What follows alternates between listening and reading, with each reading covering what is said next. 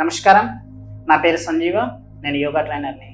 ఈరోజు మనం యోగాభ్యాసంలో మన నిత్య జీవితంలో యోగాభ్యాసం ఎవరు చేయాలి, ఎలా చేయాలి, అసలు మన జీవన విధానం మన చేతుల్లో ఎలా ఉంటుంది అనేది తెలుసుకుందాం. ముఖ్యంగా మన యొక్క జీవన విధానం మొత్తం కూడా 5 మార్గాలలో మనకి ఉంటుంది. అది ఎలా అనగా మన ఆరోగ్యాన్ని ఎలా కాపాడుకోవాలి ఈ 5 మార్గాల ద్వారా అంటే, మొదటిగా మనం తినేటువంటి ఆహారం మనం ఏమి తింటామో మన బాడీలో అలాంటి యొక్క శక్తి కానీ, నెగిటివ్ ఎనర్జీ కానీ, ఇలా రకరకాలుగా మనకు కావాల్సిన గ్లూకోజ్ కానీ అనేది తయారవుతుంది. అలానే దాని తర్వాత మనం తాగేటువంటి నీరు, మనం ఎలాంటి నీరు తాగితే మన యొక్క శరీరం అనేది అంత ఆరోగ్యంగా ఉంటుందో తెలుసుకుందాం.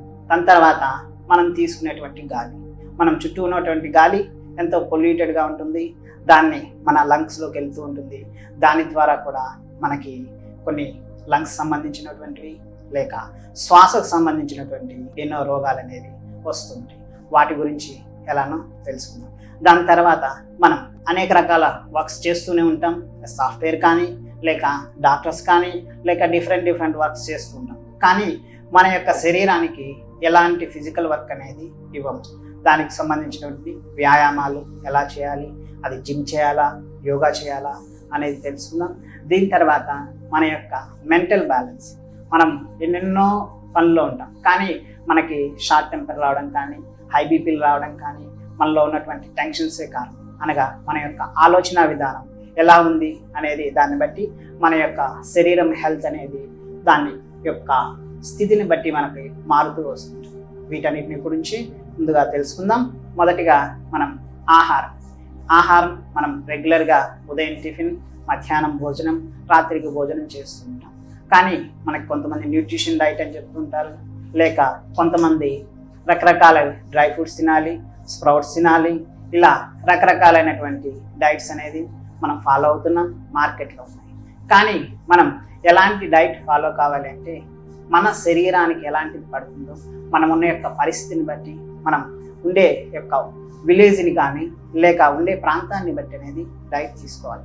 మన యోగాభ్యాసంలో కానీ, మన సనాతన ధర్మంలో కానీ, మన ఏన్షియంట్లో మన యొక్క ముందు తరాల వాళ్ళు ఎలాంటి ఫుడ్ తీసుకునే వాళ్ళు అంటే, మనకి అక్కడ ఏమి పండితే అది మాత్రమే ఆరోగ్యానికి ముఖ్యంగా తీసుకునేవాళ్ళు.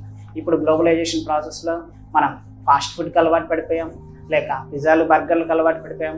ఇవన్నీ కాకుండా మనం హెల్తీగా ఉండాలి అంటే మనకి ఆ ప్రాంతంలో అక్కడ ఉన్నటువంటి వేడి కానీ, అక్కడ ఉన్న వాతావరణానికి కానీ ఎలాంటివి పండుతారో అవి మాత్రమే తినడం ద్వారా మనకి ఆరోగ్యం అనేది బాగా ఉంటుంది. మరియు హెల్త్ ఇష్యూస్ నుంచి రాకుండా ఇమ్యూనిటీ పవర్ కాపాడుకోవడానికి బాగుంటుంది. దీని తర్వాత మనం రాత్రి కూడా డైట్ చేయాలి, ఫ్రూట్ తినాలి, ఇలా అని రకరకాలు చెప్తుంటాం. కానీ మనం చేసే వర్క్కి, మనం తినే ఫుడ్కి రెండు కూడా బ్యాలెన్స్గా ఉన్నప్పుడే దాన్నే డైట్ అంటాం. ఏ మనిషికి కూడా కొత్త డైట్ అనేది ఉండదు. మనం డైట్ అనేది మనం రకరకాలుగా చెప్తూ ఉంటారు. కానీ ఎవరి బాడీకి కూడా వాళ్ళే డైట్ అనేది మనం తీసుకోవచ్చు. మనం తినే ఫుడ్, మనం చేసే వర్క్ రెండు బ్యాలెన్స్గా ఉండడం ద్వారా ఈ యొక్క డైట్ అనేది మనం కంట్రోల్లో ఉంచుకోవచ్చు. దీని తర్వాత మనం వాటర్ తాగుతాం. వాటర్ ఎలా తాగుతామంటే, మనం 3 లీటర్లు తాగాలి, 4 లీటర్లు తాగాలి అని సైంటిఫిక్గా చెప్పారని చెప్పేసి తాగుతూ ఉంటాం. కొంతమంది దాహం వేసినప్పుడు తాగుతూ ఉంటాం. లేదా మనం కొంతమంది కూల్ డ్రింక్స్ తాగడం ద్వారా కూడా ఇవి కూడా వాటర్ అనేది తాగుతూ ఉంటాం.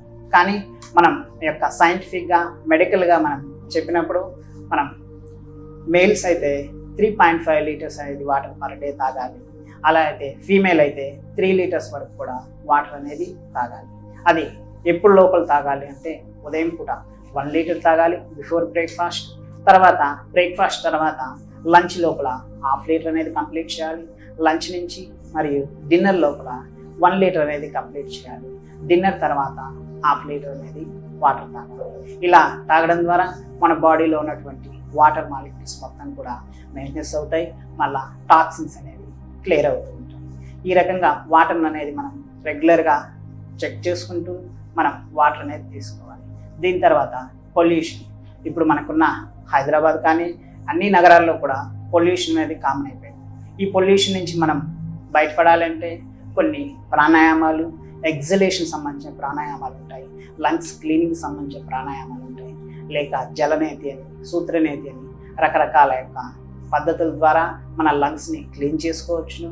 దీని ద్వారా మనం యొక్క ఆక్సిజన్ లెవెల్స్ని ఎక్కువగా పెంచుకోవడానికి ఈ యొక్క ప్రాణాయామాలు అనేది ఉపయోగపడతాయి. తర్వాత మనం పాజిటివ్ యాటిట్యూడ్ అంటే మనకి రకరకాల ఆలోచనలు మనం ఉన్నటువంటి ఎంప్లాయీస్లో కానీ కొలీగ్స్లో కానీ ఇలా రకరకాల ఆలోచనలు, రకరకాల ఒకరి మీద ఒకరు ప్లాన్స్ చేసుకోవడము, లేక చిరాకులు పడడం, కోపాలు తెచ్చుకోవడము, లేక ఈర్ష్య, ఈగోలు ఇవన్నీ వస్తుంటాయి.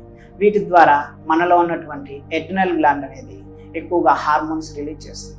ఎప్పుడైతే ఎడ్రినల్ గ్లాండ్ మనకి హార్మోన్స్ రిలీజ్ చేస్తుందో మన బాడీలో కోపం, లేక చిరాకు, లేక టెన్షన్ ఇలాంటి రకరకాల రోగాలు అనేవి మనకు వస్తుంటాయి.